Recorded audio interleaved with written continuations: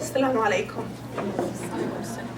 I guess one of the advantages sometimes to be the first speaker is you kind of like get it out, you talk about it, but you never sit down and really think as you're listening to others introducing their story and their side of the story. So taking it all in, it really got my emotions all awakened once again. Looking back, you wonder how did you survive? But you do it, and you look at your child's eyes every day and you say, thank you, Allah, for everything. I would like to begin by thanking everyone for organizing this event and for everyone who's here to attend. As thousands of speeches that I had given to many audiences, I've never addressed a Muslim audience about this subject. And it's very heartwarming to share these stories with you because it has been a stigma in our community, in our society, to actually, in Muslim society, to talk about having a child and being a parent with all these issues that was mentioned. My situation is a little bit different because I found out about my daughter that she has spina bifida when I was pregnant 4 months and a half. And the choice was, you let her go somewhere, you're into your career, you're successful, you're out there, you gotta let her go.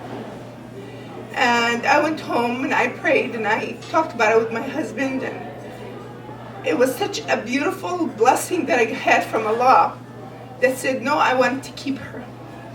Whatever it took, I will sacrifice, I will endure, I will do whatever it takes to give her the best life. And so, my only thing was, I went to the Imam and I asked him, do I have the right to keep her, knowing of all that they had talked about? Do I have the right to keep her? He says, Summer, if you want to keep her, he says, you're putting your steps into heaven.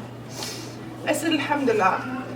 So as we went on, I had the best doctors. I sought and researched for the best doctors. He was the top in the field. His name is Dr. David McClone, and I went and met with him, and I started to go to Northwestern and so on to make sure that she's going to be safe, because the way that they told me she was going to be is completely deformed. Because usually the spina bifida, and I've never ever heard it before. When they told me your child has spina bifida, I looked at them like, is that a foreign language? What are you talking about? I came from a background of a very, very healthy family, healthy environment, active. And so I began my journey to how I'm going to make it better for her. It's not about me. It's no longer about me, my career, and anything else. So as I was forced to, with the issues of the negativity that they introduced, my mom, may Allah be with her, she said, you know, Summer, nothing is more stronger than Allah and the Quran. And so every day she would spend a whole hour to 2 hours reading Quran over my stomach. She would place her right hand on my stomach, and she would read Quran, and she would fast for Allah to help my daughter survive. And many people, you can't really share too much with them because they think, oh, what is she talking about? The Quran is going to help. Her religion, her faith is going to help change the situation. But Allah is my witness that it did. They took 53 ultrasounds of her that showed her completely deformed. Completely, it would scare you. Till this day, my sister tells me that from what they told her about me and the baby that I'm carrying, she got so scared because usually the sac sucks up all the organs and deforms the body and everything. Usually they're lucky if they survive. 14 years ago, it's like if she was able to survive, it would be for 1 minute and then she will be gone. So anyway, we went through the process. It was time to have a C-section, so they opened me up 37 stitches so they can have me completely open so the sac will not burst inside me, you know, to make sure that I will be okay.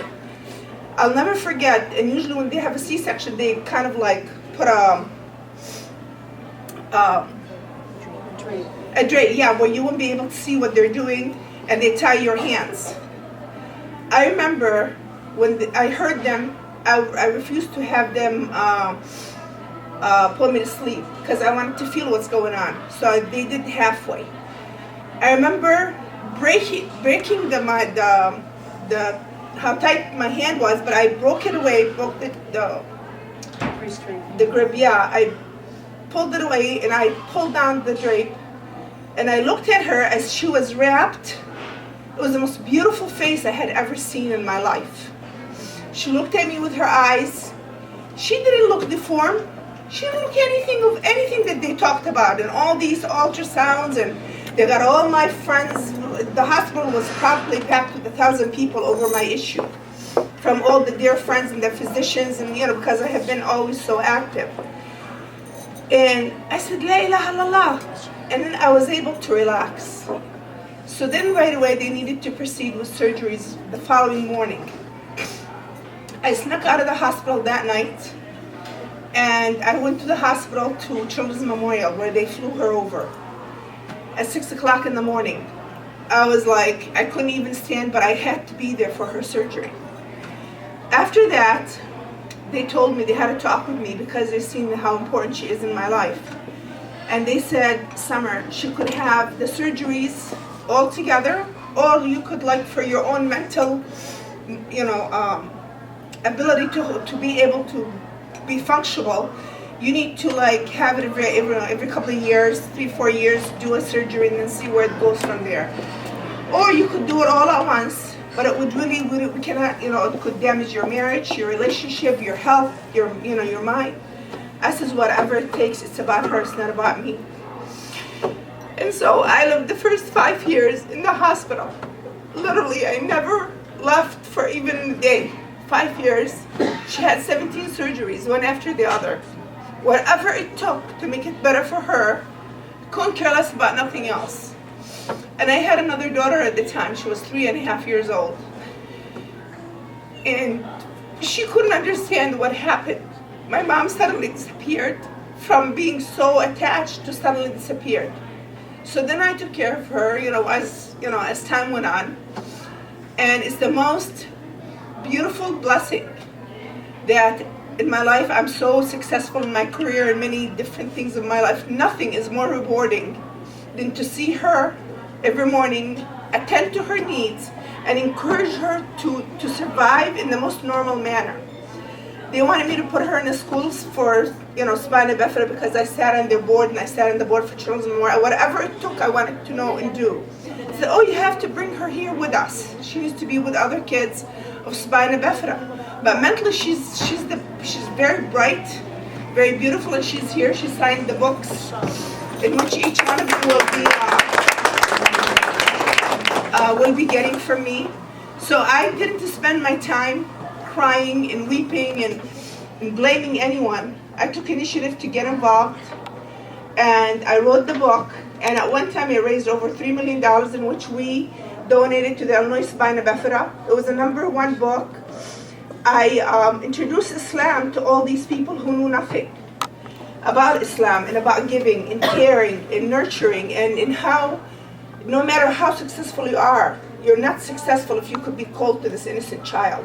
To me, she was my priority and nothing else mattered. And as I see her bloom in a beautiful way, I sent her to Universal School.